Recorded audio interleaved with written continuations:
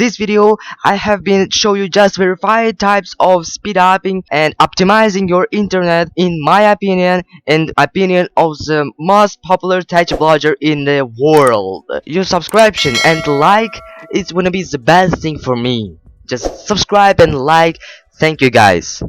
In this video, I'm gonna show you how to speed up your PC. If you don't wanna wait a thousand of years the downloading of one page in a Google Chrome, so watch this video till the end, man. So the first thing which you're gonna do is open your PC, right click in your PC and properties.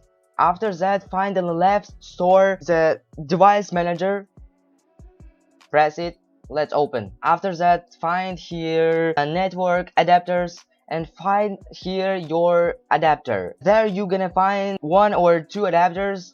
I have three because one is a virtual adapter, how you can write virtual wireless adapter, but my mainstream adapter is this one. Enter here to power management and leave the checkboxes, whatever you want, ticks or checkboxes. The main is the same, that there shouldn't be something else like that.